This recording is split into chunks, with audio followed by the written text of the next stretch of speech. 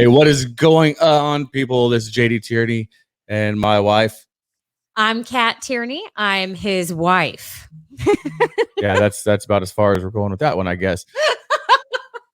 We're running really late today. We're having some issues with some sound problems, so I'm going to be working on it as we go, and hopefully we can get rid of it. There's been an echo.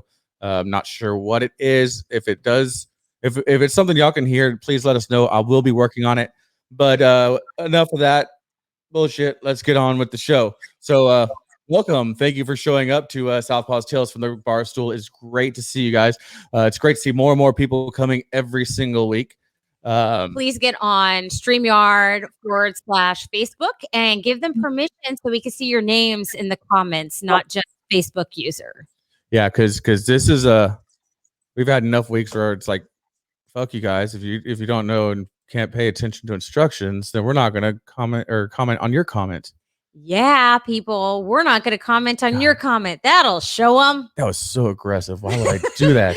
Yeah, we're never going to get to 1,000 members if we're pissing people off. But all right. So yeah, let me share that to my personal page. That way I can be done with that. So we're going to start off like we do every week with the most important thing, our sponsors. No, our drink. Oh. Yeah, we start with our drink before we start with the sponsors. Come on, you don't go to commercial without a teaser. Look, I can triple stamp and double stamp if I want to. No, Lloyd. No, Lloyd. And if you can't get that reference, get the fuck out of here. Love you guys. Stay. Don't leave. Okay, so this week, our guest is J.R. Alaniz, who is a naval vet. So with it being Navy, we are going to be doing a Navy shot. It's called the Butt Pirate. Just for you, JR. So, so a Butt Pirate is just basically equal parts butterscotch schnapps and Captain Morgan spiced rum. We're going to be using silver rum because that's what I had in the house. I wasn't going to go spend money. Nope. You want it chilled, so I'm putting some ice. He's putting ice in my mixing tin into the shaker, and I'm going to make both the shots in one mixer. So we're. This is our because the guy Captain at our gym Morgan was like, I love that he's like, it's like a shot a shot and a half ish. And I'm like, he lives on ish. Ish is a precise science. And yeah, shake it. And if that was really, really loud on your end, I'm kind of sorry, Ish. Oh, wow. See what I did there? So basically, it's the butterscotch schnapps, equal parts. So it's 3/4 ounces each. And since we like to share what we're drinking, everybody go ahead and comment what's in your cup tonight. Mine is Shiner Strawberry Blonde. I look forward to this time of year every year. One, because the weather, I want it to be 100 degrees. And two, for the Strawberry Blonde beer. I love it. All right. So. And they are not sponsoring me. So I'm not going to give them a shout out anymore the rest of the show. Here you go. Here's to Butt Pirates everywhere. To Butt Pirates, to you, JR. To the Navy vets. To you.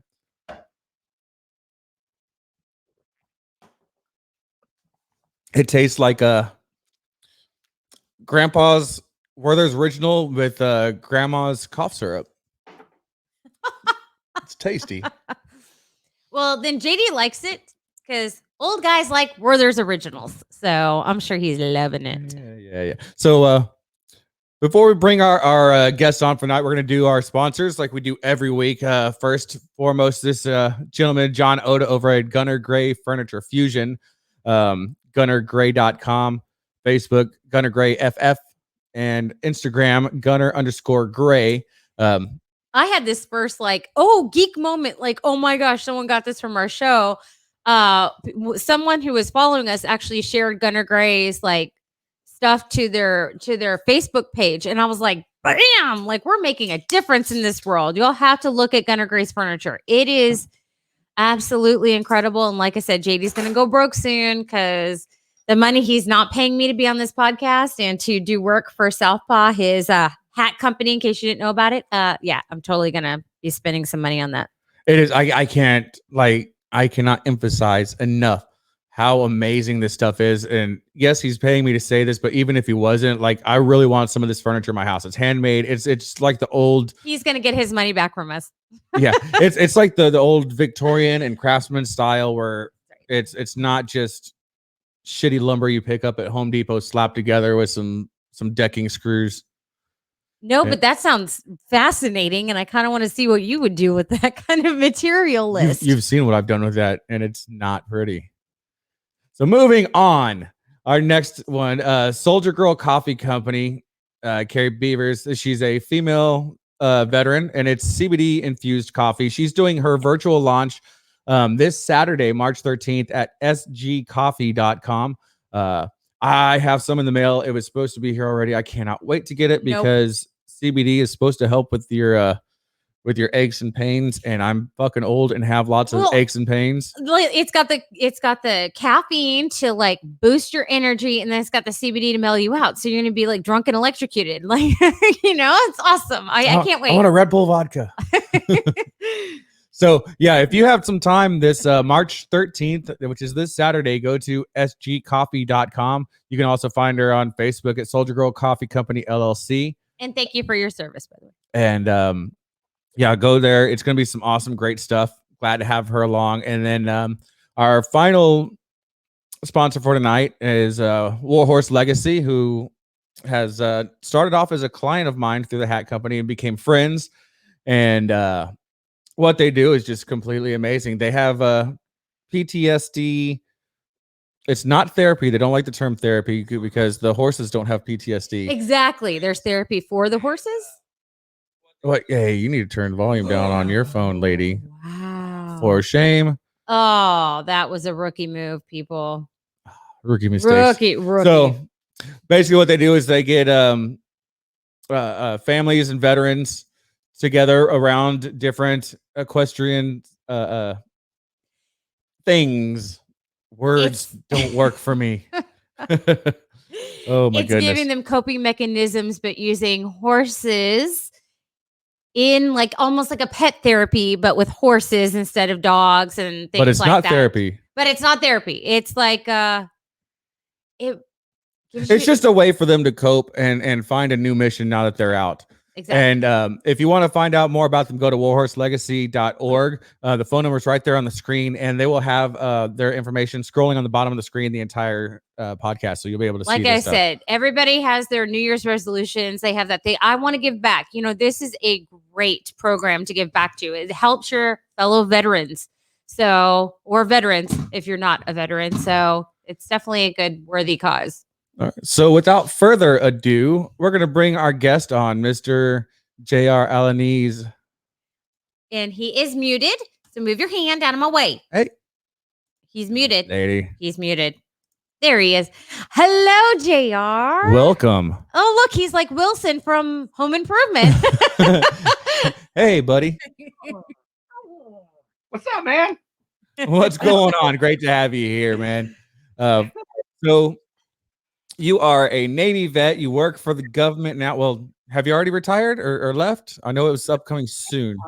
I can travel the country freely now. Nice. So you are now officially employed. And Yes.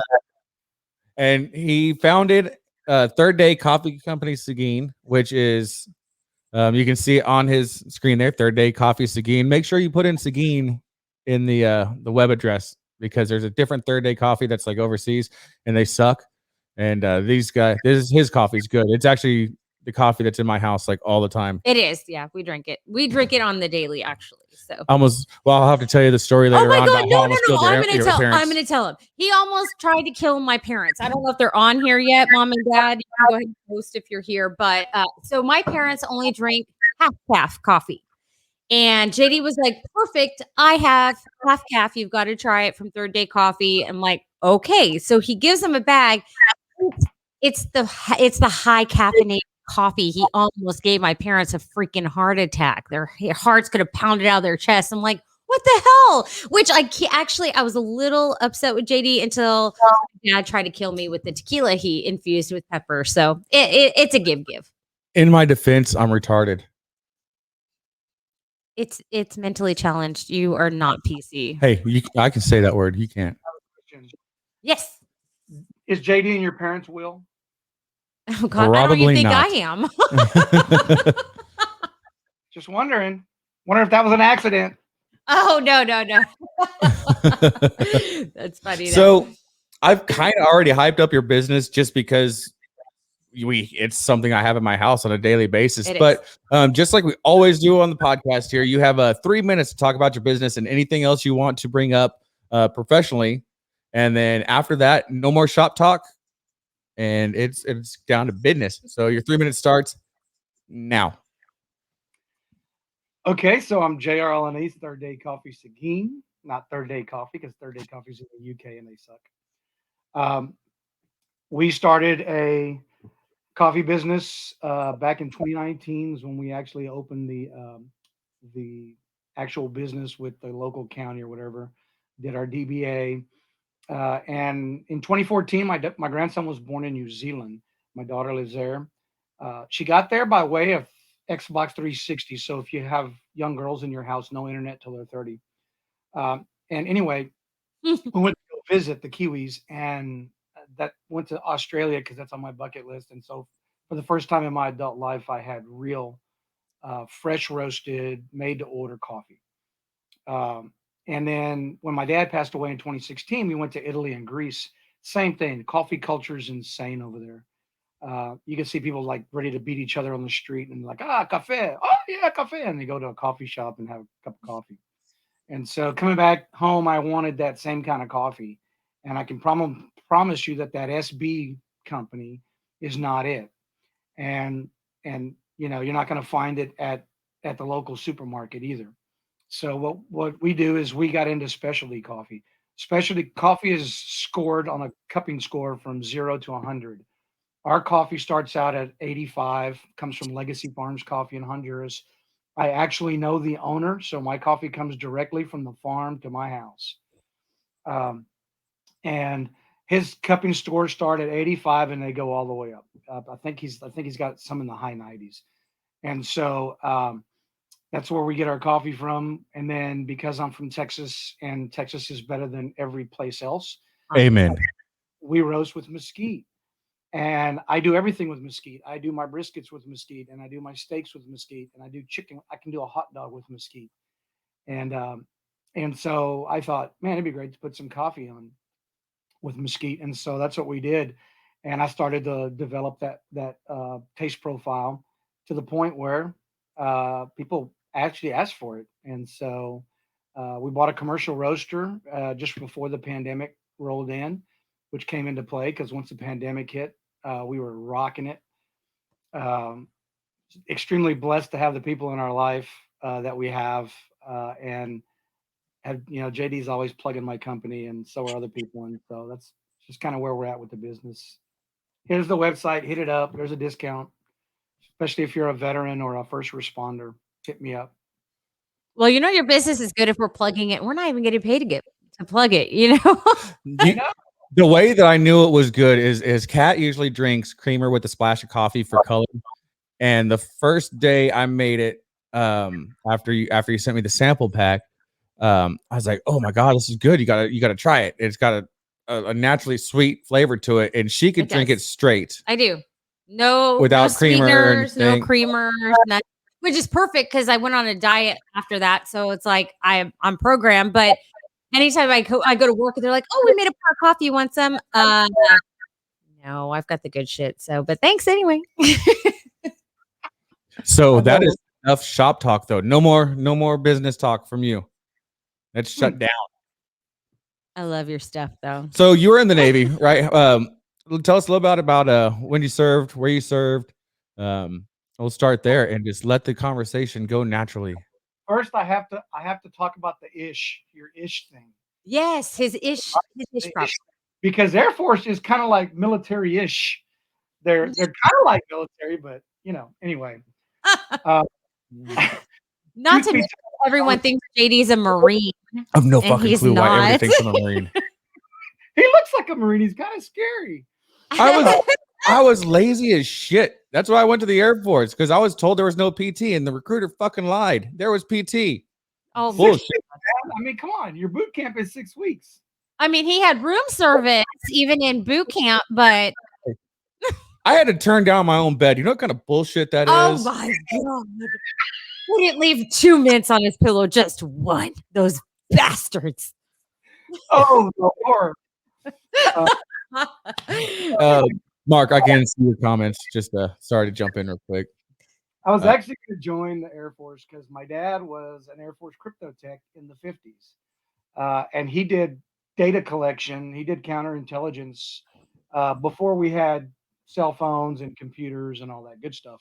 So, for those of you who don't understand what that means, it means he broke into places and stole crap and took it back.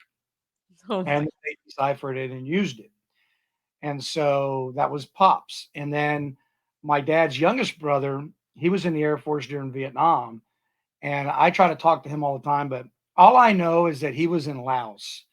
And I've read a lot about what happened in Laos during the Vietnam War, but I don't have any idea what my uncle did because he won't talk about it. And he told me, you know, that I when my dad passed away, he was hit this house, and we were going through lots and lots of cheap tequila, and he was pretty. We had to carry him to bed, and I thought this is a perfect opportunity for me to pounce and get something out of him.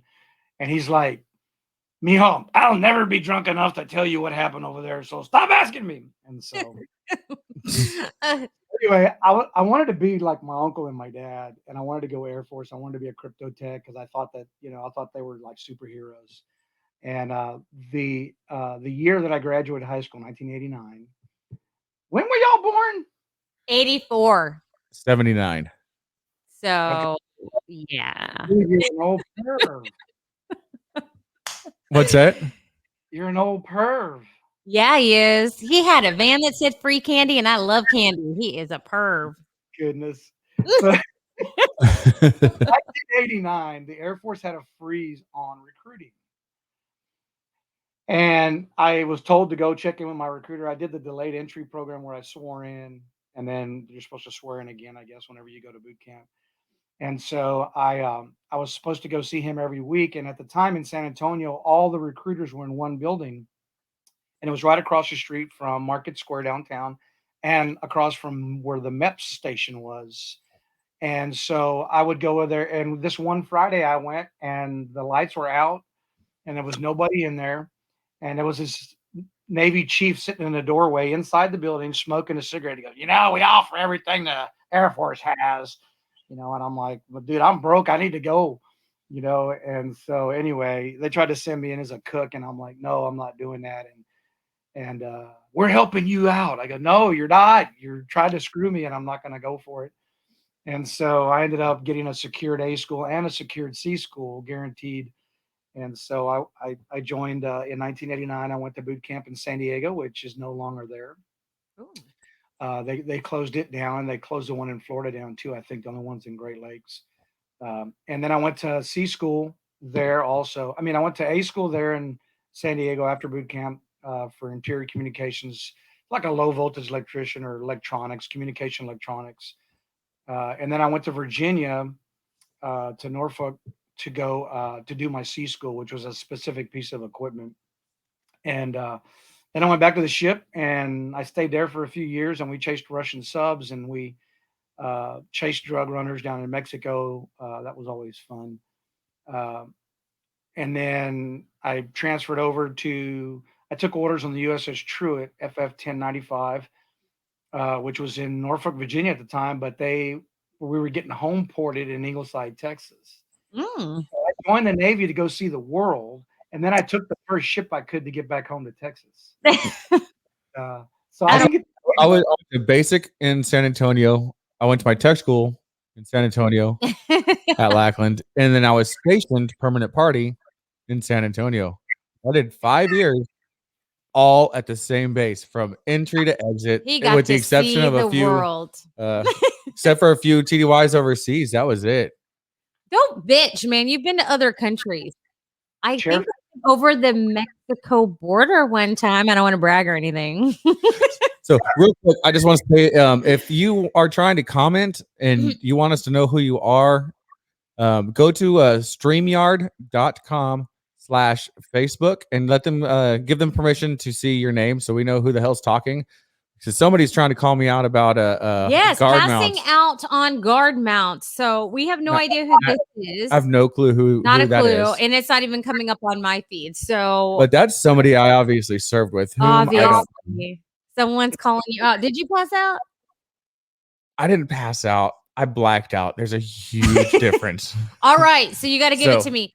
all Come right, on, JR. so- You've got a story too. Tell me a bad story from you serving, something that didn't make you a really good. Oh, it's Eric. Eric, go to streamyard.com/Facebook so I can see you.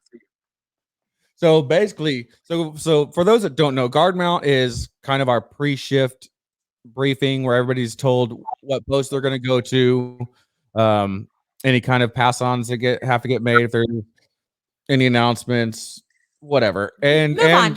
and it's all open ranks, which means they inspect your uniforms, your boots, see if you're shaved well enough, combed your hair, all that bullshit. And I made 2 fatal mistakes that day. Is I drank until about 3 hours prior to my shift. And while we were standing up at the position of attention, I locked my knees. And those 2 things in combination, it was you know how in the old Bugs Bunny cartoons, everything just kind of goes. I let at the this guy ends. get me pregnant, y'all. And then next thing I know, I'm on the ground, and it's all like You just wanted to use. I just a button. wanted to use a sound effect. I'm Okay, no. sorry. Back to JR. JR, give us a story where you weren't the most naval. I was rather boring. I grew up in a household where my dad was like super, super strict. In fact, later in life, I went to go fix a light bulb in his closet, and he still had the belt that he used to beat me with when I was a kid. and Hey, he told Dad, you're welcome. Do you have mine? and he was, I mean, he still scared me. And he was almost 80 years old when he died, and he still scared me. So I was scared to get in trouble. Most of the time. Yeah, I thought about this a lot. I was trying to think about something that I did that was really funny, or something that I did that was really stupid. And I remember we were coming back from one of the bases one time, and I was involved, but I wasn't directly involved. And so I figured out that if you had a dip of chew in, a dip of Copenhagen in, that you could beat the little breathalyzer thing that they gave you at the gate. A copper penny worked too, but It's all it's all a myth. Is it really? Yes. What? Wow, man, I'm surprised I never got popped. The tobacco thing? The tobacco, the copper penny, all that stuff. It's all a myth. Eating grass. So those guys let us go through the gate while we were drunk? I worked as a gate guard, and I can tell you a lot of times if you weren't being an asshole, and the way I looked at it is if you made it all the way from downtown San Antonio to base and you had 2 blocks left, go. Move along. Nothing to see here. Well, it's too much fucking paper. I was stationed at 32nd Street Naval Station, and we would go to the EN Club over at NTC RTC, where the Marine and Navy boot camp used to be. And so they had 3 bars. They had like a hip hop bar, a top 40, and then a country bar. And so you can imagine all those personalities coming out, at 2:00 in the morning after they've all been drinking. Nope. And so I had picked up this Mustang from a guy that was getting sent somewhere overseas. It was a piece of junk. I barely struggled to make it run, and it was like death on wheels. And so we were drinking one night at the Cowboy Bar. It's called the Cowboy Bar, right? Or the Country Bar. Call it Country Bar. Already classy. All right. And so we were over there, and we had been drinking all night. And so we got back in the car, and we took off. And windows down, the car smoking. It attracted attention naturally going down the road without any other help. And so we had picked straws, so to speak, before we got in the car, like, okay, who's the least drunk? Who's going to drive home? And I was like, oh, crap. Okay, so that's going to be me. And it wasn't that I was the least, it's that I didn't trust the other 2 guys because they were, well, I don't know if they were worse than me or, you had to know how to drive that car, man. It would run you off the road by itself, like Christine. And Oh so yeah. we're halfway back. Well, you had to get on the highway to get back to the base. And so we're on the highway, and sure enough, here comes Chips, man, California Highway Patrol. And it wasn't Eric Estrada, but another guy pulls out and he comes over and he's like, "You boys been drinking?" "Yes, sir, we have." And I just thought that honesty was the best policy. So he's like, "Okay, well, here's what I'm gonna do." And because I like military guys, uh, if one of you guys in the car can do the field sobriety test, I will escort you back to 32nd Street, and you guys can get on base and deal with your MPs there. And I'm like, sweet. And so I'm getting ready to get out of the car, and the guy that been asleep this whole time in the passenger seat, he jumps out. He says, "I got this," and he runs to the front of the car, and he jumps up on his hands, and he walks the line on his hands before being told to do anything. And he was a really tall, skinny dude, and so I I'm like, "We're going to jail. We're going to jail. We're all going to jail. The car's gonna get impounded, and this is how this is gonna end." And so I look over, and by this time the other officer had gotten next to the door, and that officer was in front of the car. And I'm not kidding. They were looking the other way so they could laugh. Because the car did a handstand and started walking down the street. And he said, "Screw y'all, get in the damn car and follow me." "Yes, sir." Nice. That was kind of the last time we got, when we like, I think we went to Mexico one time, and some of the officers got rolled. And so Oh, they came back and got the Mexicans. There was like two of us on the whole ship, and we didn't speak Spanish, but that we were in Mexico, and they got rolled, and they figured if they had some Mexicans with them that they wouldn't get rolled anymore. oh my. And so we got to go party with them a couple times, and I didn't do much craziness. I really wasn't a troublemaker until much later. You know, did I? Let's hear about much later. I Yeah, want to yeah, hear yeah. the. Now Well, my ears are perked up I and mean, everything. you have your own podcast. It's what God, Guns and Coffee, or God Country Coffee. Yeah. So obviously you have a really strong faith. Your coffee company is after third day, which is Yes. a really Christian reference. I So literally I want to had hear what happened between I wasn't a troublemaker and No, now I'm a I faithful had to follower. ask JD. I was like, is he like our Christian or is he like Christian? And he's like, well, he was in the Navy and he uses the F word. And I was like, oh, okay, we're cool. Yeah. So I stopped using the full F word, and when I get really frustrated, I'll say friggin' or effing. And I try to hold my tongue nowadays, just as a personal, because I figured I did enough stuff in the day that I don't need to carry it the rest of my time with me. And part of that is my dad. I got to tell you this. Part of that is that my dad had such an influence on me. My dad was Superman. He walked on water. He flew over tall buildings in a single bound. I mean, he was just Superman. Oh, yeah. That's bullshit because my dad was Superman. Yeah, my dad was. But my dad was hard on me like your dad was too. And I wish I don't have a way to do it, but I wish I could just pull up a picture from Facebook. But anyway, Dad was a stud, man. He was a rock star in his day. And anyway, I'm not kidding, like every second word in every sentence he did was profanity. Oh, yeah. All the Like time. it's a comma, it's a punctuation, It's All the time. And And so it's yeah. we're at Connie's mom's funeral, and she's from Abilene, small town. Her mother was like 95, 96. And so mom and dad came up there, and that community is so tight. The guy from the mortuary told Connie, if you want to do your mom's makeup and do her hair and all that, you're more than welcome. And she's like, really, we can do that? And they're like, yeah. So Connie and her sister-in-law, they did my mother-in-law's makeup, and they put her in her favorite red dress and all that. probably one of the best casket showings of anybody that I've ever seen. Right. And I mean, she looked like she was still alive, just with her eyes closed. And so my mom and dad, my mom and dad come up there, and we had got a hotel room for them right next to ours. And we had already gone back to the hotel because we were going to go eat before the rest of the rosary or funeral or whatever they call it viewing took part.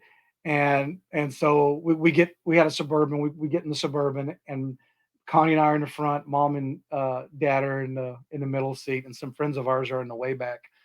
And my dad, he was always awkward with stuff like that. But and I'm not going to say the words that he did because it's still embarrassing to me. But he says, "I don't," and deep Mexican voice, "I don't know, Connie, but your GD mother looked effing good in that GD casket." He was 2 seconds away from hitting that. You better say some shit like that when I'm getting buried. So Connie looked at alive. goes in the passenger seat and looks at me like, "Really?" And I'm like, "He's my dad. I can't control him, you know." And this is who he was, you know, and even like the day that he told us that he had cancer, he got us together on Father's Day, and it was me and my son, my mom, my sister, my uncle, and we're all together. And he's like, "I got the effing cancer, and I'm not going to do any of that GD radiation or that effing chemotherapy. If the good Lord's going to take me, he's going to take me." I mean, he's the only guy I knew that could like pull God into a line full of F words and all kinds of. But you know, that was Completely being okay with yourself being a sinner. Yeah. And understanding you're a sinner, but also understanding that there's forgiveness. I have literally said, "Motherfucker, God, me again." That's kind of my running comment to Jesus is, "God, me again." Because I talk to him about 6 times a day because I have to ask forgiveness about that often.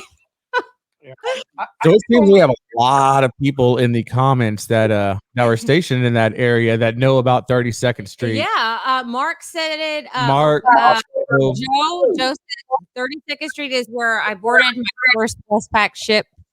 I know a guy that was on the Duluth. We're gonna have to talk to that guy later. Oh, there they are. Yeah, so You're welcome. JD Making friends all over. Oh, that's funny. So anyway, I just kind of at some point like, okay, you know, I love my dad. My dad is still a rock star. He's still my hero. You know, even in his deathbed, he told our pastor that he didn't want to talk to anybody unless they were a colonel or better military chaplain. And yeah, the pastor comes in to talk to dad. He's at home after the last hospital visit, and pastor says, "JR said that you didn't want to talk to anybody unless they were a military chaplain." And my dad said, "That's exactly what I told him. I told him it had to be a colonel or better." And I'm thinking, "Oh my God, he's going to run the pastor out of the house." And you're probably looking for a pastor that didn't only have the cross, but he had a combat action ribbon. And shit going on. You know. Let him finish. Damn. And so my pastor, very not military, but very quick-witted, big old German guy, and he tells my dad, "Well, Joe, I'm a general." And my dad says, "Oh," he says, "Yeah, I'm a general in God's army. Is that good enough?" And I mean, just told him right to dad. And my dad looked at him, he looked at me, said, "Well, have a seat, General." All night. And then they looked at me like, "What? Go away," you know. And so I did. I walked away. Yes, Francis. JD does know he's going to go first. I made him sign a contract. That's Frank. He's the guy who made up the CREs, the crayons ready to eat. Awesome. Yes. Nice to meet you. With the crayons. Mm-hmm. He's becoming famous now. He is. Quickly. Yeah. He's more famous before it's all over. Right? Before his product even hits the market, he's going to be famous. Once he gets the green light to ship out of the state, it's on like Donkey Kong. And I'm definitely dating myself there. It's not. Don't call me Francis. I'm sorry. I'm sorry. Hey, Francis. I saw her, Francis. Frank. It's Frank, y'all. It's Frank. Great movie. That's funny though. Yeah, I speak fluent How movie. can he- So. I mean, he's a Marine. How can he even read? Oh. Look, I'm Switzerland on this. I married an Air Force guy. Actually, I married an Air Force guy. My brother-in-law's Air Force, and my dad is Air Force. So if I'm going anything, I'm going Air Force. But man, don't make me get in the middle of this. Chair Force? It's Air Force. Well, my dad was Air Force Academy. So That's even not worse. so. Oh, he's The watching. Air Force Academy? Her dad My was, dad. yeah. Oh my God! I was Did you have to salute him? no. Fuck that. He probably should. My dad might actually like him if he did. Oh, you're banging my youngest daughter? That didn't really go over well, Well, it's really- when they first met. My sister was married to a naval F-18 pilot. That's when I true. first joined, Very true. and I went to visit her. Kathy, was like she's on here. I was like an E2, I think. I had like one stripe, and I ended up going with her to the O Club, and I'm getting all kinds of dirty looks because who's this fucking E1 in here with nothing but 03s, 04s, 05s, and above. And For people that are watching that aren't military, and he was really below them. It's like a bunch of CEOs, and this guy with a mop walks into their fucking bar. Officers versus enlisted. It's like nobles versus the serfs and the servants. Oh, so you agree you're a servant. Everybody, you're my witness. Yeah. No. Nice. Right. Well, yeah, Did that's you- it made me salute him. I knew this guy for like 8 years before I joined the military, and he fucking made me salute him. Well, he was also Dick. an a-hole. Is he on here? Is he on here? No, he's not on Oh, here. okay, good. He's an a-hole. The fighter jocks. Mm. Yeah. The others. What do they know? I'm not a pilot. I'm a naval aviator. Yeah, whatever. Eric says, I like the Navy. You give the Marines a ride to combat. There we go again. Yeah. Go back and look at your paperwork, Eric. It's United States Marine Department of the Navy. Woo! But listen, did y'all see Eric, he owns your ass. I heard it. He's a PhD. Did you see that? What's that? Frank, that's 2 Marines in 2 weeks that have impressed me with their intelligence. I'm going to have to call BS on the Marine thing. If he has a PhD, I'm going to have to see proof that he was a Marine. This is Frank. I have a PhD. I'm wondering Put if that in PhD your has, pipe and smoke it. wonder if PhD has a different connotation or meaning. Oh, here. no. Now you spend the rest of the time thinking what PhD could stand for, and it's not going to be clean, Frank. Department of the Navy, come on. We have to write everything. That's where the crayons came from. We have to write everything in crayon so they can understand it. The problem is they keep eating the crayons. Eric says, so was the Coast Guard. Man. Coast Guard's not even in the Department of Defense. It's getting. It's the only people that have a leg up on us is the Army, and that's because they were formed like 3 days before we did. We have 3 different comments that says men's department. What is that in reference to? Do I even want to know? Navy created Uber. Oh, where is it? There it is. Ooh. Navy created Uber, and we thank you for that. He just thanked you for your service. Just take it as a win, JR. I know. The Marines in the room. It is. Actually, I've invited Frank. I've invited JD, DP, somebody else in my other groups to have all 5 branches on May 14th. And on our podcast, we're going to have what I'm calling the All Branches Brawl. And I'm going to structure it. I don't structure any of my podcasts. I don't script them. But that particular one, I'm gonna have guidelines. What we're gonna do is we're gonna start out with one-liners, and I get to start because I'm the host. And so we're gonna go around the room, and I'm gonna be like, "Okay, chair force," and then the next guy's gonna have to beat up one of the other branches, but not the chair force, and then the other guy's gonna have to beat up another branch, but not the. And so we're just gonna do stuff to constantly, constantly have fun with that. And I'm hoping that by that time Frank will be able to ship his crayons out because I want to have those. I want to be eating them while he's talking because I mean, Oh, I don't know. I think you and Eric have a love connection. He said he loves those bell bottoms and ascot. Hey, this could work. Yeah, what is up with the Navy and everybody wearing? There's like 47 different colors of turtlenecks that they all get to wear, and all the turtlenecks are different colors, represent something different. And that's just those flight rates, man. Those aircraft carrier guys, they wear a shirt on the flight deck when they're doing flight ops. Yeah. I'm sorry, but is any branch really a branch if they wear ascots and turtlenecks? How no. But who wears ascots? Navy. I've seen Navy guys in ascots and dude.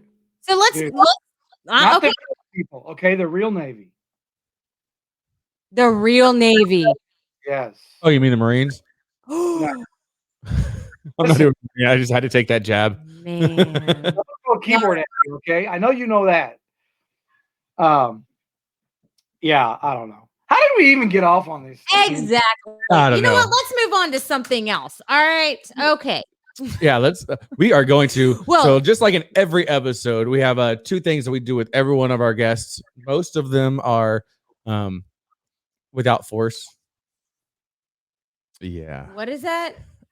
What is that supposed to mean? I don't know. Take it how you want it. No. So the first one is the unpopular opinions.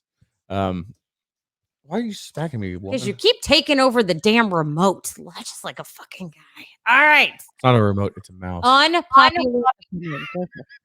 Okay, stop. Time out. You have to look at Frank's response to PhD.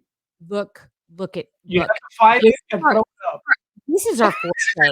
Okay. Is it the high school diploma one? Because I saw that. Primary high school diploma. Nice. A PhD. It could be way worse, Frank. I love it. All right. It's like this train went off the track. Unpopular opinion. Got back on the tracks and went off again. Okay, unpopular, I'm sorry. I'm not going to go as crazy with my unpopular opinion as I have the last couple episodes, but my unpopular opinion is that absolutely outside of the tomato sauce, zero fruits or vegetables belong on pizzas. Cheese, meat, bread, tomato sauce. I That's disagree. It. I'm with you. No onions, no bell peppers. God, no fucking pineapples. Pineapples, yes, fucking pineapple. Where is Lindsay? God bless it, Lindsay. You need to get on here. You like pineapples on pizza too. No, I think you load up that fucking pizza with vegetables, and I'll eat every last fucking piece of it. That's what's gonna happen. No, yes. Absolutely not. Absolutely. Pepperonis, Canadian bacon, hamburger. That's it. Oh, Canadian bacon. You mean ham? Canadian bacon is not ham. It's ham. Okay, for pizza places, Canadian bacon is ham. It's ham. Well, because they don't know what they're doing. That's true. So what do you think? You agree? It's just like Johnny Walker making scotch. What do a bunch of hillbillies in Tennessee know about making scotch from scotch? My pizza, my choice. I can't believe that there's a hashtag. Hey, I want you guys to make that trend. Go on whatever social media you have and just type in hashtag my pizza, my choice. Hashtag pizza, me too. We're just gonna offend everybody on here. Do this. Eric says if you can eat ass, you can handle a little pineapple. Eric, I don't like you talking about things that we talked about in private on. Yeah, that was between you and me. All right. And I'm kind of appalled that it went public. So what is your unpopular opinion, Miss Cat? Ladies and gentlemen, If you have children, for the love of God, stop photoshopping and what is it called? Filtering your fucking kids' pictures. 10 years from now, when they want to see what they look like as a baby, they're going to look like, oh, like perfect skin and shit. They don't have that, okay? They don't. It doesn't exist. Stop fucking filtering your kids. We know they don't look like that, okay? We know, all right? Just fucking put the picture of what they actually motherfucking look like. It drives me up the wall. Thank you. I don't think that's an unpopular opinion. I think that's very popular. You would be surprised how many people post pictures of their kids filtered or photoshopped. It's ridiculous. And I don't care if I'm offending you. You should be ashamed of yourself. Let your kid look like your fucking kid. Boom. Thank you. Popular opinion. Awesome. Give it to us. Spank your damn kids. Oh, yeah. With a belt. Spank them. It is not child abuse. Agreed. Some kids need to be spanked more than once. Spare the rod, spoil the child. Spank them. My kids don't even have to do things bad. I just sometimes have a hankering for some spankering. That's not true. That's not true. If he has a hanker for some spankerings, it's coming to me. No. He did not spare the rod, and he has not spoiled this child. You have definitely been spoiled, lady. You've definitely been spoiled. Have I? Years over here. Have I? I'm such a little church boy. I can't handle this. I'm just kidding. Coming from a dude that was on a ship with a bunch of other dudes for months at a time, I'm pretty sure you heard worse You than were anything we will literally, ever say. you were literally semen. How can you be offended? I heard worse from the women that we had on our ship. I believe that. I absolutely believe that. Those are my people. Yeah. I could have been a sailor. That's like one. I didn't know they had females on the ship. I thought that was something that was relatively new, having the females. Yeah, I thought on so the ship. too. Our ship was so I served in what they call the TAR Navy, Training Administration of Reservists. And towards the end of my time, I was in the TAR Navy. And we were the first ship in the TAR command that had fully integrated, where they had taken away one of the chief's berthings, converted it because it had a bathroom in it and a shower, and they converted it to a women's berthing.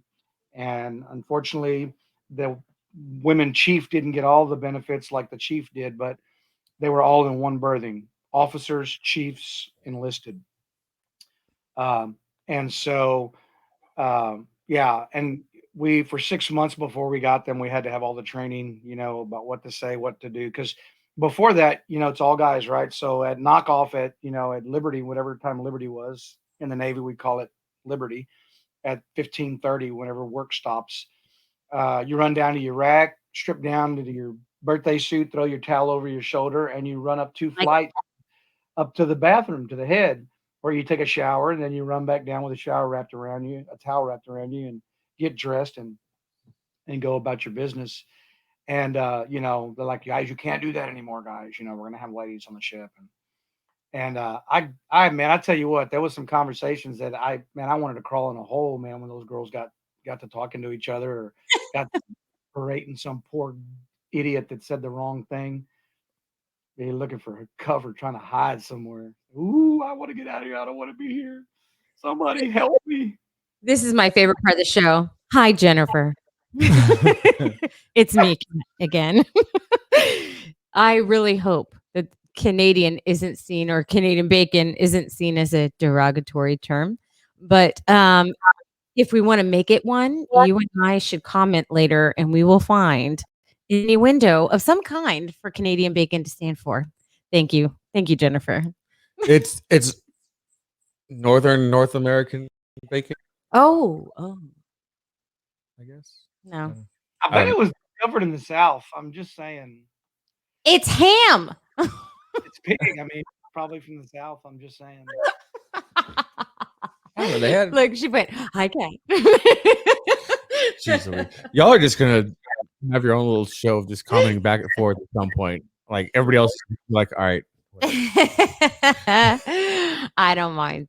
So how do we go from beating our kids to bacon? I don't Hey! It was a very natural, organic progression from beaten ass to bacon. Okay, this is like my Tuesday because it is my Tuesday. All right. That's so retarded. I don't care. I don't get a script, people. I don't get paid. You know this. If you've watched the show, you know I bid every week. In fact, Cindy, hey, Cindy, calling you out, girl. Cindy from KO Sports, who I go to the gym with, she is gonna notarize a freaking bill for this man. I'm gonna charge you every fucking dime. Notarize it. I will. Certified mail. I don't give a shit. All right. So now, would you rather? So my question is, JR, I'm going to have you answer first. So, would you rather be chronically overdressed or chronically underdressed for the rest of your life?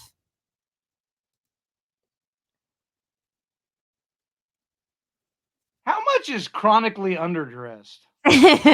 just say, well, I'm not talking about chonies, but I mean, because if I had to run around in chones and flip flops, I'd be okay with that. I mean, so chronically underdressed. In the snow with my chones. I would say chronically underdressed. You think underdressed? Yep. What do you think? Torn blue jeans, tank top. Well, good for you. Let's see. I was always raised to believe that you dress for the job you want and you dress for the life you want. So I would be chronically underdressed because I want to be fucking retired. Wow. Okay. What about you, Kat? So as I came up with this question, I had a lot of time to think about this. I didn't even think about it. I thought about y'all answering. I would love to say that I'd want to be chronically underdressed because then I'd always be comfortable, but I always want to look really nice. So I'd probably have to say chronically overdressed. Sorry. I want to be the hot girl in the room and I don't give a fuck. So there you go. Well, you are chronically the hot girl in the room. So you have to say that you married. I don't have to say anything. But hey. Because I threw a card in the show. Kat, I just want you to know. I just want you to know. Oh no. I just met you, but I just want you to know that you and my wife are so lucky. You all have no idea how lucky y'all are. Oh. Y'all are so lucky to be married to trophy husbands. I mean, I am not questioning that. I love the fact that my wife's married a trophy husband so much that I gained twice the amount of weight I was. So now she has twice the amount of trophy husband. JD did that too. I really did. That's awesome. More to him. Kat got the participation trophy husband.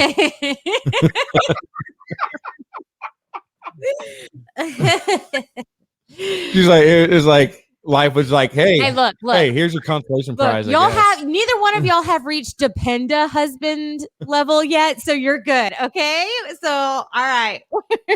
Yeah, no Dependas here. No Dependas here. No Dependas. No, I know I'm very lucky, but now that we're on your wife, like, did you use a pickup line or did y'all meet through friends? Oh man. So that's really, really weird. My friend had just got divorced. I was divorced and I had another friend who was divorced. We were all living in my house, 3 bachelors in my house. I used to live on the south side of San Antonio, and Frank was a UPS driver. And he was also in the Air Force Reserve. He was a load master. And so when 9/11 hit, he got deployed to Iraq. And before he left, he set me up with an account, a Yahoo account. Because at that time I was a wrench turner, I was a welder, commercial welder. I didn't know nothing about email or Yahoo or internet, none of that crap. I didn't know any of it. And so back Frank, up days. Yeah, Frank went into my office and he set up my an email account for me. And I That's true. We would get banned, Jennifer. And he comes back 9 months later and he's like, bro, like I sent you a bunch of email. And I'm like, huh? He's like, email, I set it up before I left. I sent you emails like almost weekly, man, telling you what was going on and just wanting to talk to somebody. And I'm like, Frank, I forgot how to log on. I don't even know how to log on to the computer, you know. Office, and Frank's like, come here, and I'm gonna show you. And so we went into the office, and he logged on, and he's going through like 11,000 emails that he sent me. And you know, if somebody from the outside would have looked at that, they're like, man, what's up with these two dudes, you know? But it was all innocent. Anyway, Frank's a good guy, and I love the dude. Anyway, he's like, hey man, this chick sent you an email, and I'm like, bro, I don't know anybody that would send me an email. I don't know what my own email address is, so I can't give it to anybody. So I have no idea what you're talking about. And he's like, yeah, dude, check it out, check it out. And so he clicks on it. And this is back before there were any kind of like eHarmony or any of those dating sites. You could put your picture on Yahoo Personals, and anybody could go through it and send you a message. And Frank had done that, me not knowing, right? Because I didn't know nothing about computers. And so Frank had set up a profile for me for email, and I guess he thought it would be funny to set me up with Yahoo Personals too. And so we went through all these things, and there's this redhead, and I was like, "Ooh, I like that. That's really a pretty girl. I want to talk to her." And so Frank's like, "Well, just send her an email," and I'm like, "Bro, I'm not doing that." And so I sent her an email, and Frank sent her an email, and I gave her my phone number, and it was 6 months from the time she had sent the email. Oh. This is like a crazy sitcom origin story. By the time I answered the email, she had already gotten married. Oh shit! Yeah, and so I think she was married. If not, she was seeing somebody. And so we sort of made contact. We kept in touch, and then sometime later, Sancho. He was Jody. Were you Sancho? No, I was not Sancho. Oh yeah, I saw that face though. There was a second. And so there was. I went. Our first date was I went to her house to watch the Spurs play, and we had pizza, real pizza with meat. And fucking hate. That's hate. Spurs game, and then I left, and then for the next like 2 or 3 years, either I was seeing somebody when she wasn't, or she was seeing somebody when I wasn't. And so we just bounced back and forth like that. And then finally, I came home one time, because I was working in Houston as a commercial welder, and we had an apartment over there. I'd live there during the week and come home on the weekends, and I had a house on the south side, whatever. And so anyway, I came home one time, and I called her, and she wasn't busy for once. And so I came over, and we had dinner, we talked and everything was cool. And I said, we had made plans to go out on Friday. Now she tells this story very differently than the way I tell the story. Oh, I bet. Yeah. And so we were supposed to get together and go see a band downtown that she wanted to go see. But and this is back before I still had a brick. You remember the old brick cell phones? Maybe. Oh yeah, like the old Motorola's. You had a Zach Morris phone? Hell yeah. The big gray one. It like took weights to hold up to your ear. Yeah, you had to hold it out to here. Yeah. And we had a ranch. We still have a ranch. My family has a ranch in Atascosa County down there by Poteet, on the other side of Poteet. And so we were supposed to go to the ranch and do some work out there. I said, well, listen, just call me, and that way we can make sure that I'm going to be back in time, whatever. And so, so I take off to the ranch, and I mean, that trip was horrible. We're out in the pasture. The tractor tire goes flat. We take it off, put it in the back of the truck. The truck goes flat before we get out of the pasture. We take the truck off. We roll the tire down the street to the neighbor's house. Got in his truck, got to the tire place, fixed them. It broke down before we could come back to the ranch. And so it's like, dark 30 by the time we get the tires back on and get back in the truck and start heading back to town.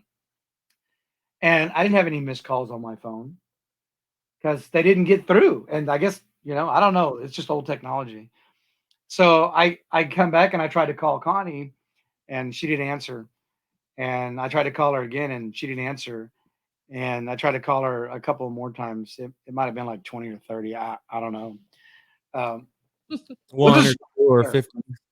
I was not stalking her, but I Mm, may have called her 36 times. that's what stalkers say, just so you're aware. Yeah, You're aware. and so anyway, Not stalking, it's being thorough. You I are a dedicated lover, not a stalker. she's like, whatever. You called me at midnight. You only want one thing. She didn't answer the phone call. And Someone can call you at 8 a.m. and want one thing. Hey, the nothing next, good happens on the phone after 10 o'clock, and everybody knows that. My dad would always say that. neither does she.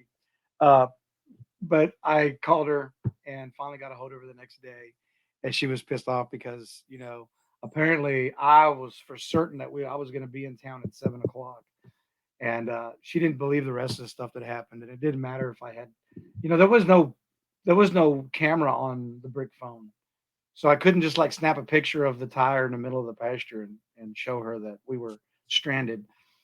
I could have been underneath that tractor; it wouldn't have mattered.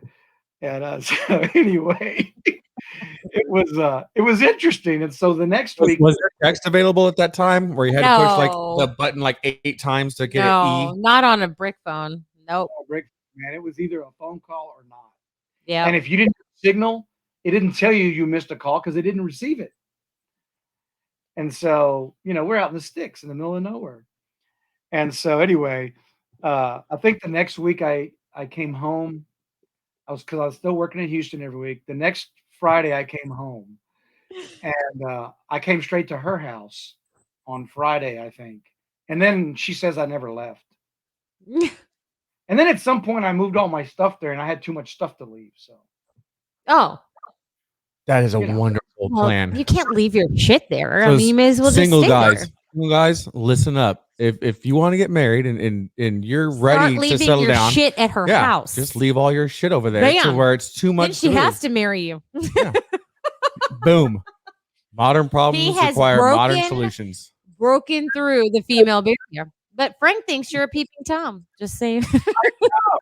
I know. So peeping Tom. I wasn't even a peeping Jose, man. I was just Peeping Pedro. Peeping Pedro. Hashtag peeping Pedro, people. That's racist. No, it's not. Cancel culture. anyway, so that's how Connie and I met, and we got married in 2004. And we probably shouldn't have. There was so many things that were struck against us.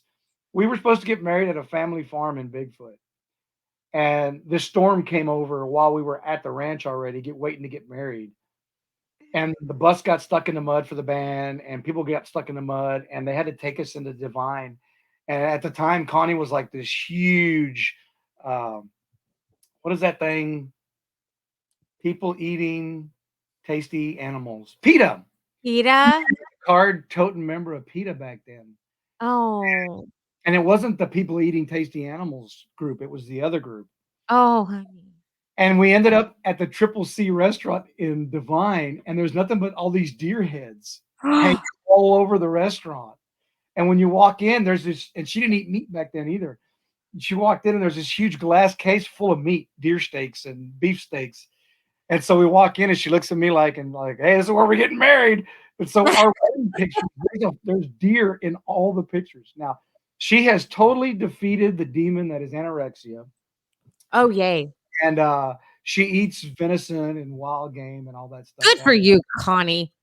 She's an awesome. You for converting her. So she converted me. Taking her to the sausage. No. It was, we had a pretty interesting, beginning, I guess you could say. And but you were saying earlier, how did we get from because I did a lot of stuff, man. I'm not proud of I'm not proud of a lot of the stuff I did that was illegal, but I did a lot of drugs for a while after I got divorced. And I was drinking probably, I don't know, a half gallon every 2 or 3 days. And those are rookie numbers. Well, you got to boost those numbers up. Those are rookie numbers. Well, JD did that, and he didn't even have a divorce to blame it on. So. Oh yeah, I did the stereotypical bitter, disgruntled. Oh, please let me zoom in on your face, veteran, so that everyone can see the epitome of I did every drug known to man. He should probably be legally dead or brain dead. Okay, save your jokes for later because we know he probably is. Yeah. Because he did so many drugs, like everything. But I'm right there with you. There was I think it's kind of a to some degree a veteran Is it passing of is something it, or another. The words escape me at this point, but yeah, a lot of us did it for one reason or another. And hey, you're trained for years to to be an airman, a soldier, a Marine, seaman. No, a sailor, not seaman. No, you're trained to you're be a seaman. Let's say it. But The you're intelligence never trained to be a civilian. airman. But yeah, you're never trained to be a civilian. And the transition, now it's getting a lot better because there's a lot of programs out there to help with the transition. But time out. On behalf of all civilians, we didn't get training on how to be civilians either. So yeah, but you were brainwashed the other direction. And unfortunately, that's part of what boot camp is to a degree. It's breaking you down mentally to build you up the way they want you. Okay, look, I love you, but I married you for your looks, baby. It probably didn't take a lot to break you down mentally.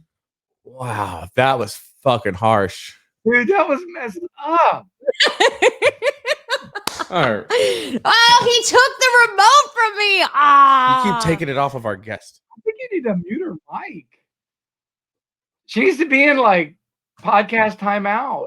That was like Boom. That was harsh. I would take this mic and drop it if it didn't cost a fortune, people. Boom. Like it didn't hurt much here or here. Oh, here's our even here. It hurt right here. Ladies and gentlemen, this brings us to our sensitive bitch part of our show. Jesus Christ, what the fuck, lady?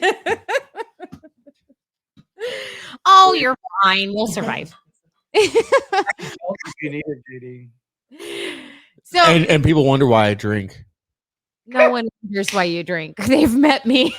It's this constant, never really. You're such a abuse. liar. He's so terrible. He's not that. Nothing popped in, and I had to do this because.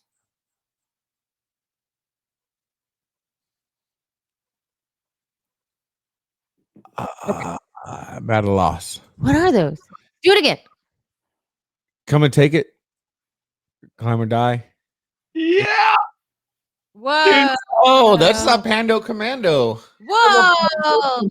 Commando. They are frigging. Ryan, who just did the laughing emoji there on the side. That's his company. And he's actually on the show first week of April coming up. I just got to meet you, Ryan. That is what they call fortuitous, man. That means lucky. That is awesome. Oh no, Mark. Oh, Frank. Funny. Oh my God. Frank said, did he say the Air Force, or did she say the Air Force broke you down? You mean they catered to you and treat you like queens? Look, No, Frank, all the time. Look, Frank, he is a queen. Okay. It's not like a queen. I don't know if he took his crown off and stabbed him in the chest. My God, this is brutal tonight. Joe says compartmentalization. So let me touch on veteran suicide and the 22 a day. My God. No. He'll be fine. He'll be fine. I'll just drink myself happy. You know what made him super happy was the fact that some lady put that men should not wear sunglasses because all women, because she's speaking for me now too, apparently, find it intimidating and offensive.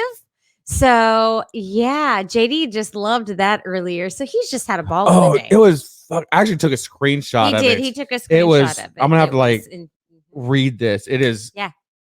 It is nuts. So let me say this to whoever that was who posted that. You don't speak for all women. Okay, so you very sensitive, needy. You know what? This is the actual post. It's dear men, sunglasses are a tool of the patriarchy. They are used to hide ogling eyes and sinister looks. They make women feel uncomfortable and No, they they are don't. not a necessity. Please stop Yes, they wearing are. sunglasses as a sign of respect and support for women. Thank you, allies. On behalf of women, keep wearing sunglasses. I have a deteriorating iris. I have to wear sunglasses. It's fucking bright. It's Texas. Wear your fucking sunglasses. People are stupid. I'm so tired, I mean, JD, you know for sure that where my faith is, I'm very deep in my faith, and I can joke around and I can talk about things that I've done before that are stupid. Of course. But one thing that completely gets under my skin, and you know that I will quote scripture all day long. I'll tell you what the Bible says about this or what it says about that. One thing that drives me absolutely nuts is this frigging victim mentality crap that is, God didn't intend for us to be victims. And this is all just a bunch of nonsense from the left, and it's just sickening. Um, I can get off on a whole thing on that, but I won't do that because. So, But needless to say, you know, people, just don't be so freaking sensitive. It's ridiculous. Okay, if it's hurting your feelings, maybe the problem isn't other people. Maybe it's you. Maybe there's a problem internally with yourself, and maybe that's what you should be seeking out the cure for. Don't make a million other people change because one person has a problem. Maybe that one person is the problem. Just saying. and maybe some perv did, do something that made her uncomfortable. But that doesn't mean that all men are the same. It Yeah, doesn't but to project that Agreed. on 50 or what 49% of the world's population is just a little asinine. You do you, Jennifer. She says, I'm straight up gonna Google a motherfucker behind my sunglasses. You do you, Jennifer, and I'm so proud of you, girl. My problem is I can't keep a pair of sunglasses long enough to even attempt it. See, what y'all don't see behind this desk here is JD is wearing those shorts, and he knows what they do to me. It's not fair. It's just not fair. Wish I was wearing some sunglasses so I can be like, oh, I'd still know. Your face, even with the sunglasses on, your face tells everything. That is very true. JD, I'm very sorry to tell you this, but your wife looks at you like you're a piece of meat. You should be offended. You are. You're ham. You're Canadian bacon to me.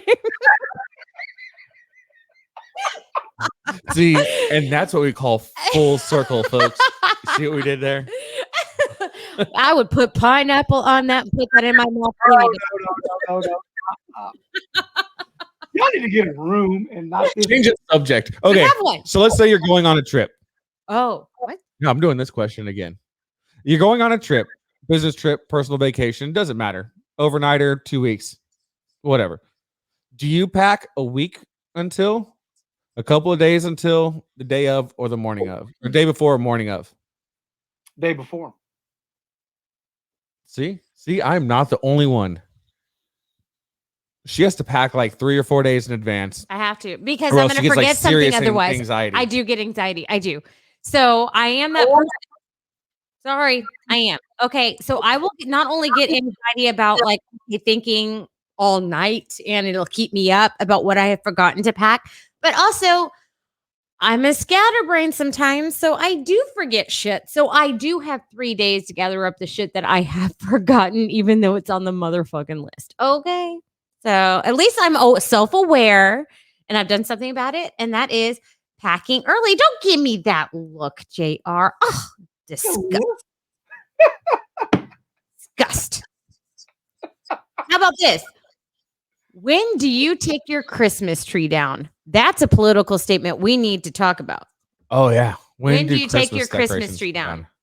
For like most people or Mexicans? For you. Oh.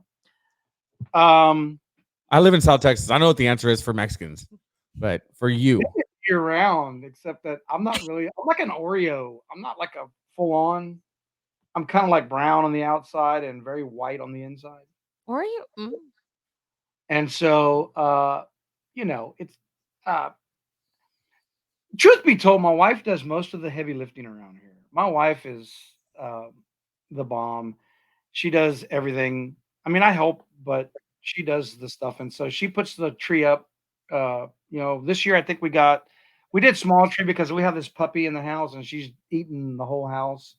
But in the past years, we've done it like right around Thanksgiving, and then right after New Year's, we, you know, sometime between Christmas and New Year's, or whenever Connie gets tired of looking at it when she comes home.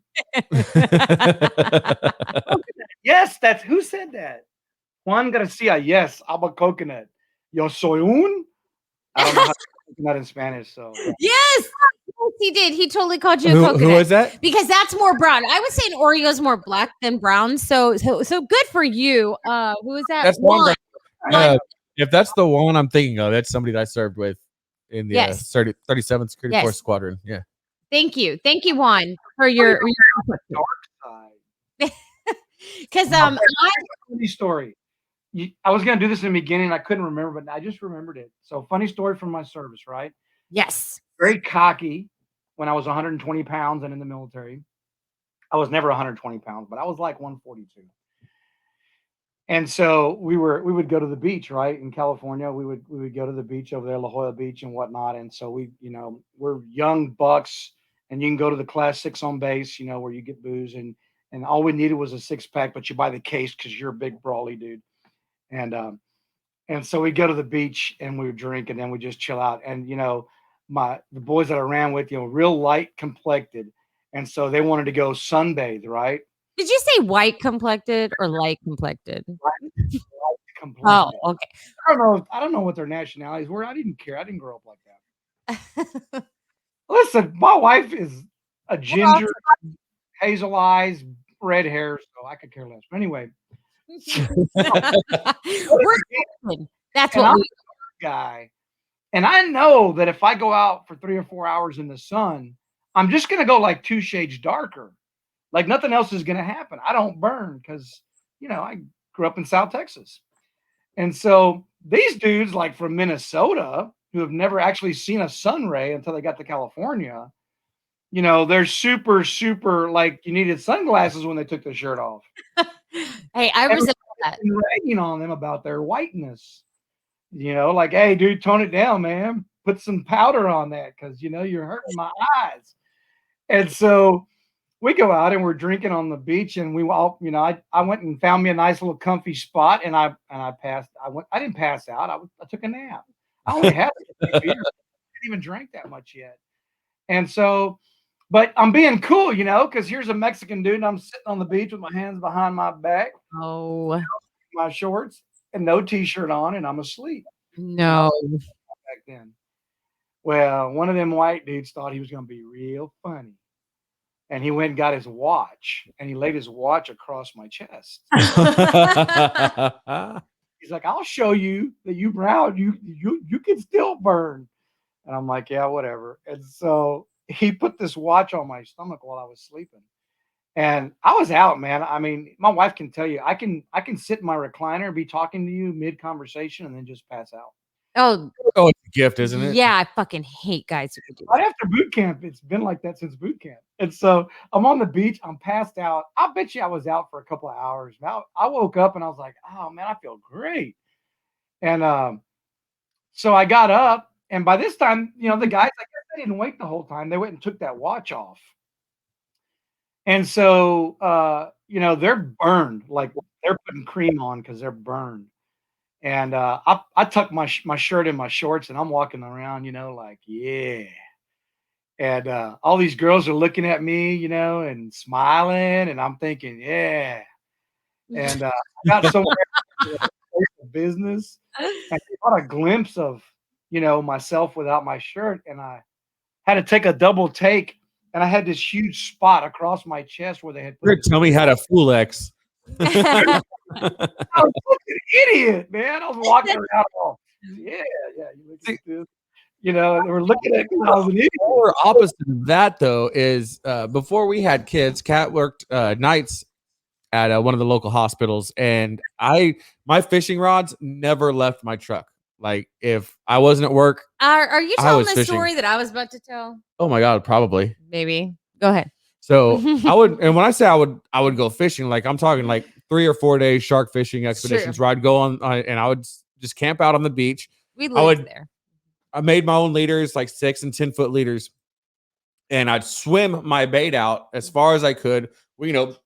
Hooks, line, bait, swimming it out, drop it over the This shelf is out not past the story I had. So I came back, and I was obviously extremely suntan. I was super bronzed, and he was fit. He was skinny, JD.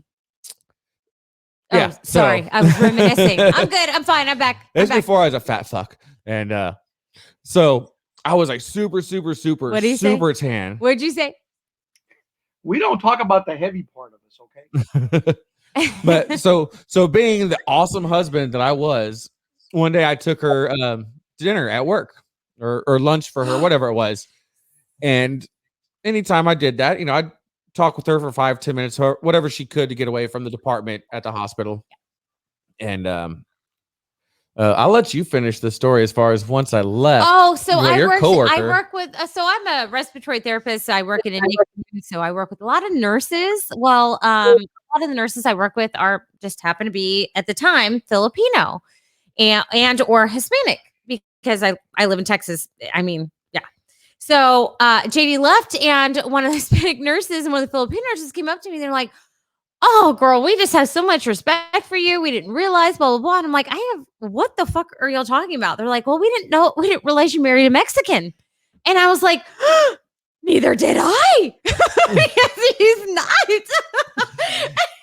they were like, "What? No, he is dark. He's darker than us." And I'm like, "No, baby, he's a white man." Yeah, we found out he's not. I mean, he's a mix. He's got like black. He's got everything in it. Oh, I'm a fucking he mutt. is. He's a mutt. So, but who cares? But I was like, I don't know. I don't think so. But I mean, maybe. The story I was going to talk about was with my family. So we lived in Corpus at the time, years ago. Now we're in Corpus. And my family came down to visit. My brother-in-law, Isaac, actually had to pee in a bottle because I got stung by a jellyfish. We're not going to talk about that. But I was a big girl back then. And JD decided to take a handful of SPF 1000 and smack that ass. Like, I got a handful. And me not realizing he had just lathered himself up with suntan lotion and had the lotion on his hand. I didn't know that there was lotion in a handprint.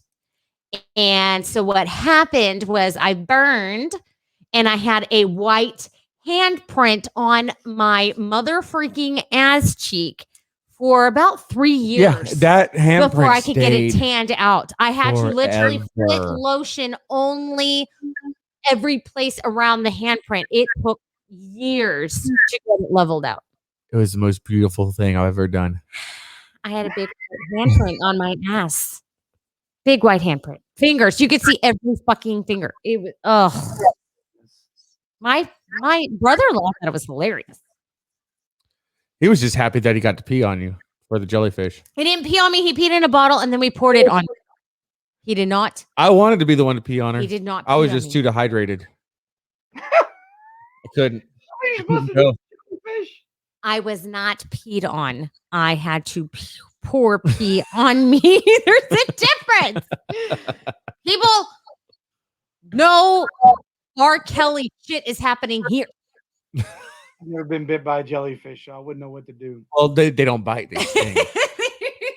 I actually had, we don't know if it was a man of war or what, but it actually wrapped its tentacle around my leg. It looked gnarly. Yeah, like it was really, really bad. That's why I said we're not sure if it was a man of war or what, because it got me and it got a girl who was about 20 feet away from me. Yeah, it was whatever it was pretty gnarly. She wound up having to go to the hospital, but me pee on the leg.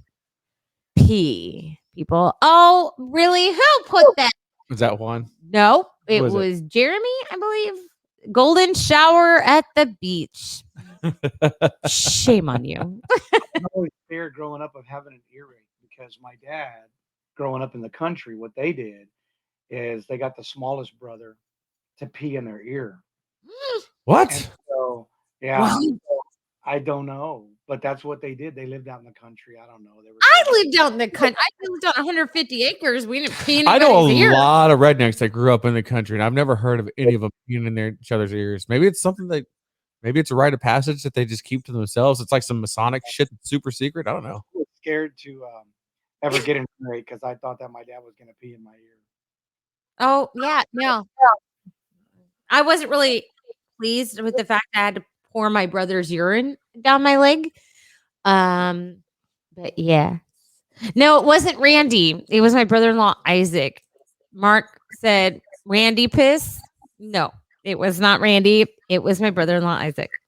And I don't know if Isaac is on here, but it was not pleasant. But thank you for peeing in that bottle because it actually did help. It did take the sting away. It really did. So it still looked terrible, but it didn't hurt as bad. So there you go. So thank you for pissing for me. I don't.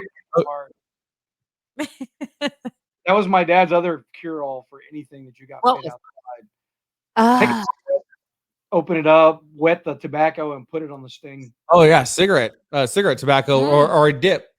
Yeah, it's true. Why would you waste a dip? I mean, I don't know. Well, it's like after you've already like, okay, I'm done with this one here. It's yours now. you It's- know, you know how it is in the military, and it's so bad because everybody's always broke on the ship or whatever. I don't know about the Army or anybody else, but Air Force, they could just get money from wherever because they were Wrong. forced. Wrong. I would do it all the time, and you get the same guys mooching a dip all the time, right? Oh, and then you get the ones that like 4-finger, full Yeah. half Hey, can. man, dip, well, I only got half a can. I just want a little dip. I'm like, all right, here, man, have a dip, and they have like 4 fingers. Yeah. Mind if I get a pinch? Yeah. That's not a pinch, motherfucker. That's a can. And so, what I started doing is I would buy my can for me, and I'd put that in my right back pocket, and then the other can for those moochers, I would put in my front pocket.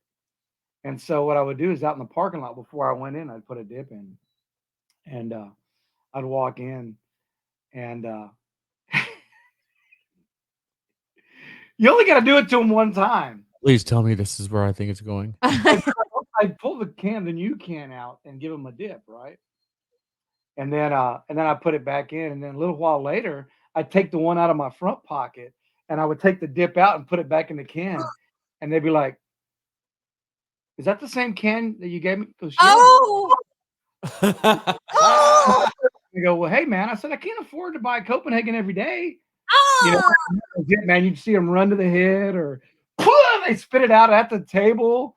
I mean, it was just like, yeah, they didn't ask for any more dip. So when Kat and I were still dating, this is like long before engagement even happened. We worked at a bar together. We've been together 18 years. And couldn't smoke behind the bar unless you were getting close to a break. But so I would dip to just keep it going. And I always have, but they would, you could drink behind the bar, but you couldn't smoke behind the bar. Really weird. But I would keep my first drink or my first beer bottle would stay under the bar, and that's why I'd spit in as the shift went. And there was one night where our customers were being really good to us and buying us lots of shots and lots of beers, and we're getting just as hammered as the people on the other side of the bar. Yep. And I grabbed what I thought was my beer, and it was my spit bottle that was about at least a third full, and went to chug, and it just slid down my throat like an egg yolk. Okay, I'm gonna puke if you. That was the time when I decided that there was going to be clear and very vibrant markings and colorings and lights and bells and whistles pointing to my spit bottle versus my beer bottle. It took every ounce of my being to not puke all over the bar and everybody around it. Yep. Yeah, I at some point Connie's like, dude, if you don't stop dipping, I'm not gonna kiss you anymore. She's pretty hot, so I told JD that was smoking. So, and every now and then he still finds a way to weasel one in. Every now and again. I don't buy cigarettes every now. There's just every now and again a cigarette just sounds good. I don't want to go buy a pack. I don't want to like chain smoke anymore like I used to, but every now and again a cigarette just sounds good. I think I'm just getting old because I really like to smoke cigars, for a period of time. And, I would get, there's this, Camacho makes these military themed cigars. And they had one called Shellback, which is the award that you get for crossing the equator. And are we good? Are we still good? Okay. Yes, we're good. I think those are the notifications on JD's phone. So And so anyway, unprofessional. the last time I had one, I was like, man, my mouth tastes like an ashtray for 2 days. Yeah, I haven't had a cigar since, and I don't really care to have one. So I don't know. I guess maybe as we get a little bit older, some of those habits go away. I don't know. Well, man, I hope so. Well, that's kind of cool. Like the very first time we ever spoke, you were calling me about some hats and telling me about your company and everything like that. And I think we talked business for all of like 3.5 minutes, and then the remaining 50 minutes of our phone call was guns, military service, God. cigars, all this other stuff, everything but business. And Yeah. then you sent me your first sample pack, which had, I think it was 3 different blends of coffee. And then, of course, a really awesome personalized note. You had the security forces, um, our Bray badge on there, our flash, and so a lot of personalized stuff. And then there was a cigar in there too. I was like, man, me and this dude, we're gonna be friends for a long time. Because it's like, who sends a cigar in a sample package? I mean, that is. And it was actually, I can't remember what it was, but I remember it was really good. Yeah. What I tried to do early on, and I know we're not supposed to talk shop, but what I tried to do early on was I would try to find something out either in conversation with somebody, or I would stalk their Facebook and find something that was unique, but not like gross, weird kind of unique. Yeah. Like, Fetish. dude, What? You're finding fetishes. you know. But like I would go like when I sent Rob Garcia, I sent him some Dr. Garcia. That's his last name, right? Garcia. Yeah. Yes. When I sent him his samples, I looked on one of his things and I found one of his units or something, and I personalized his the same way. And so I try to do that early on, and it's getting harder. It's getting harder and harder to do that, but I still my daughter makes a thank you card with her cricket. Katie, she makes these really nice thank you cards, and I still sign them. I still handwrite a message on the back of them. I got away from the paper, the print, that I sent you and stuff, but uh, there's just something to be said about that, man. It's just like when somebody buys a hat from you, you have a conversation with them, and there's just something to be said about that kind of personal touch with businesses because people don't do that anymore. I've They don't seen it a lot with the people that we've surrounded ourselves with. Small local business I've owners, seen like it. even JD writes You do personal it. notes still. Yeah. I think it's like it may There's vary in a something digital age. about that. Judy Yeah. Skillings, she's in the Vetpreneur tribe where we first met. Yeah. She sent me. I haven't even done any business with her. She just sent me a card saying, "Hey, I'm glad we got to meet," and it was a handwritten note, which is really cool. You don't see that That was anymore. very nice. It's a lost art, and it's starting to come back. I think, and it's really good that it is coming back because that personal touch was lost because everything got so automated so quickly that everybody fell in love with the technology and the novelty of it that they forgot the personal touch. Well, And even Southpaw, the company, not Southpaw, our show, did a promotional month for CASA, which is they're a court appointed Special adults that advocates. help with and be a child advocate. So it speaks for the child. It's that one person that is 110% for that child in the courtroom.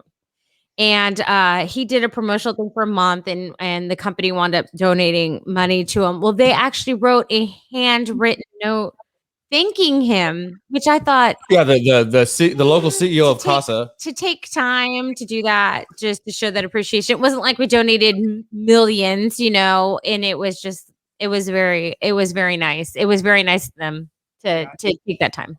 It means a lot. I mean, we've gotten so far away from those kind of to me it's like respect. You're respecting the fact that somebody is spending their money with you. And it's a show of respect. Like, hey, I respect, thank you for going with me. Right? Like, I know you got other options out there. Thank you for coming to me. So I'm going to show you my gratitude, and I'm going to take time out of my busy schedule, and I'm going to handwrite this, and I'm going to send you something. And so That's why I figure. I mean, I've got pens and things that I send with all my orders, and I do that because it's a personal touch, and I think we've Yeah. gotten far away from that. Pennies.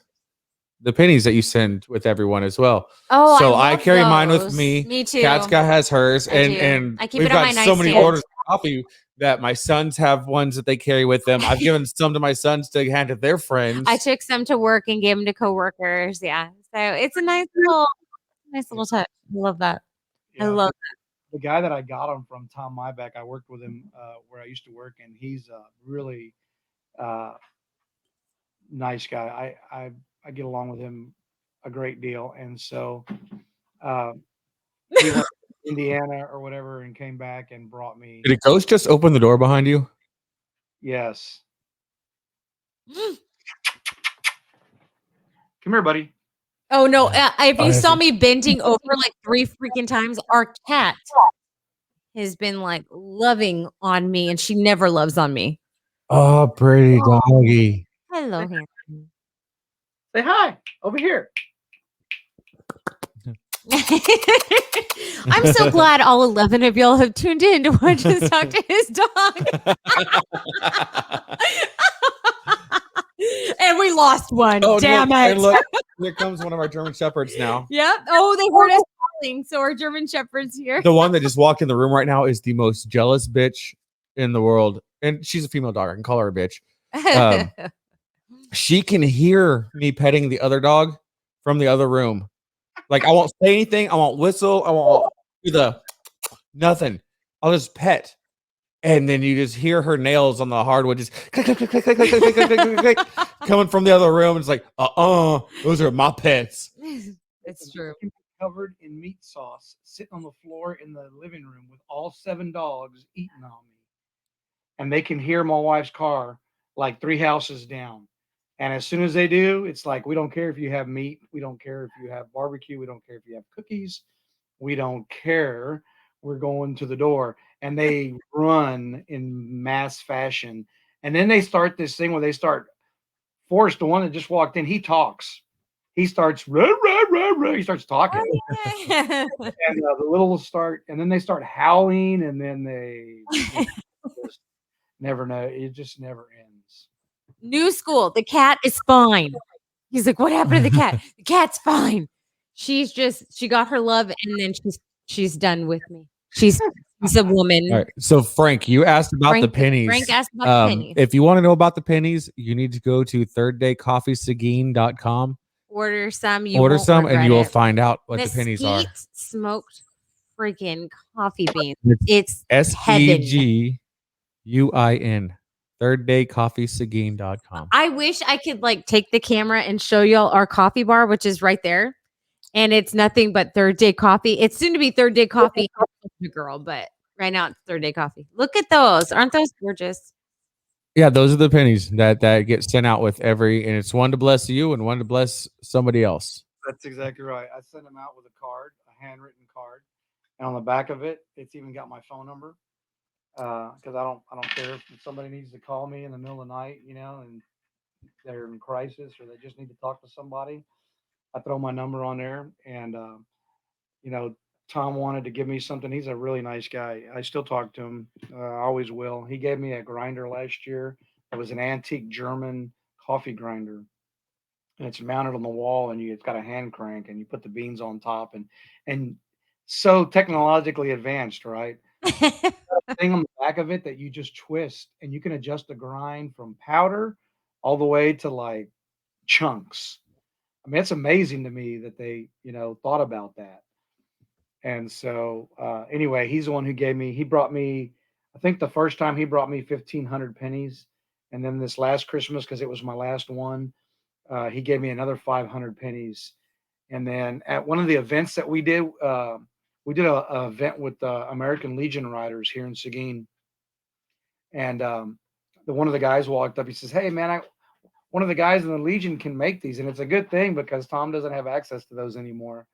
And so now I've got another resource to continue that. I call it the Mybeck mission because, he gave me the idea and just a nice way to, you just never know, man, when somebody needs just a tiny little bit of encouragement. for whatever it is they're going through. And it could be as simple as, giving them a penny and say, hey, man, you know, thinking about you, here you go. Just like, a lot of people talk about doing push-ups and all that stuff. It's so much easier just to send a text to somebody that maybe you haven't seen in a while. Check on them. Hey, you doing all right?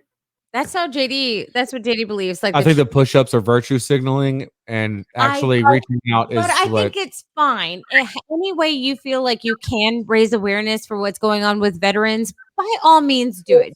Don't feel like you have to do the 21-day push-ups though. If you messaged every 22 days, you message one veteran friend just to check up on them. I think that does wonders as well. We've got a few who when they have tough times, they give him a call day or night, and I understand that he has to walk away from the family.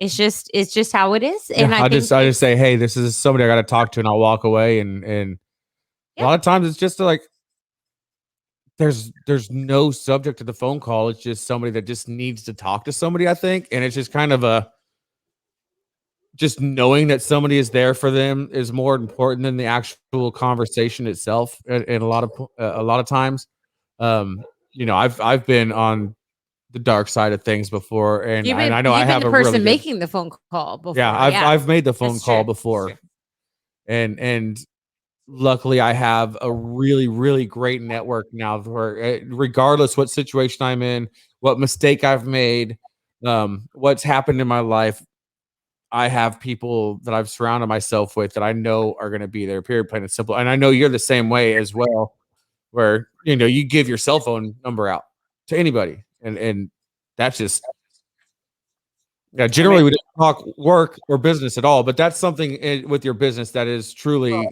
astounding that you don't see. That's real. And it doesn't matter what we're doing, joking around or whatever. It's a real veteran issue that's not going to go away until those in the veteran community. And I'm not a combat veteran. I didn't go anywhere. I mean, I went to San Diego, and then I went to Norfolk, Virginia, and then I came home to Texas. So I never in that situation. But when 9/11, some of my brothers that I trained with, they went back in active duty, and they went off to war. And my brother that I'm going to go see in Florida, he just got deployed. I mean, he's been in the reserves this whole time, and he just got deployed to Africa, and he was out there for 9 months, a little longer than 9 months. And I was sending him care packages every week, and I was checking on him when he got back, and and stuff like that. But it's not just some problem, that is going to go away because somebody, I don't beat anybody up for doing. If that's your way of doing awareness, hey, knock it out. But what are you doing? Doc Jocelyn, he's up in Alaska. He's a huge veteran advocate, and he said it perfectly. He said push-ups are great. He goes, doing that 22 a day for 22 days is great. What are you doing on day 23? What are you doing on day 24? Exactly. Very good point. And he says, I personally, and this is him talking. He says, I personally would rather make 22 phone calls this month and make 22 phone calls again next month. And That's true. I try to do that, but it's not something that I want to put out there as far as like everybody to see. And another reason I don't do the 22 push-ups a day is because when I did do it, it was just one. And anybody that's served in the military know exactly what I'm saying when I say one.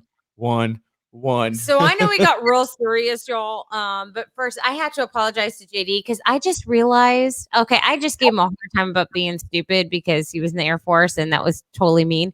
And then I realized at the bottom of the screen he put hot and funny cat. Man, and I've been such an ass to him tonight. I'm sorry, baby. I love you. See what happens when I do nice things? I do nice things and I get shit on. Damn.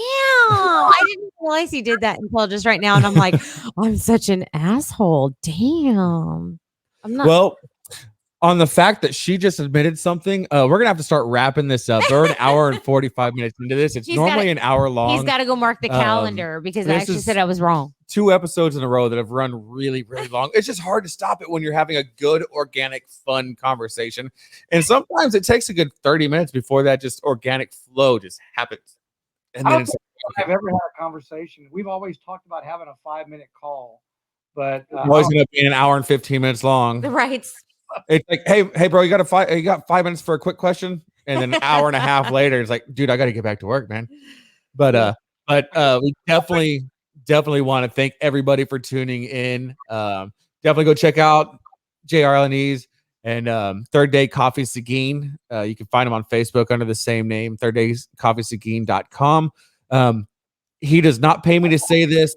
His coffee is fucking amazing. It is really good, y'all. It is great. It's pretty much the only since I've been introduced to it. It's been the only coffee that we've had in this house. Absolutely, and that's been what 3, 4, 5 months by now, easily. And obviously, we can't do this show for you guys without our sponsors, especially Warhorse Legacy Foundation. They do equestrian activities. That is the terminology I was looking for all damn day. It. Equestrian activities for veterans. Oh, good for you. I got it right. But with that, JR, thank you so very much for coming. It is awesome to finally talk to you and put a face with the name, since JD talks about you, not incessantly, but enough to make me question his sexuality. So it's really nice to finally meet you. You're not the first one she's had to question my sexuality for. So I can't help. I mean, it's the beard. I mean, hey, you had him at beard. If you don't have homoerotic technology, oh my God, what's happening here? My tendencies, Jesus Christ, my brain just went blah, blah, blah. Homoerotic tendencies. You are not a veteran. Yeah, hey, I think you had him at coffee. Yeah, he's like, I just got so excited by saying homoerotic that I just forgot everything else after that. Who hasn't been there? Oh. But thank you all for watching, and thank you again, JR. You want to go click in the broadcast there real quick? All right, thank you everyone. Just so you know, we're almost halfway to our first goal, which is 1,000 members. Once we get there, we're going to be giving away free promotional items. Includes this, which is actually a laser engraved wooden box that includes whiskey stones. Metal whiskey stones. We also have in-house made Southpaw. So send friend requests to your peeps and anyone who you think would enjoy listening. So thank you everyone again, and thank you, JR. Thank y'all. All right, y'all have a great night. Thanks.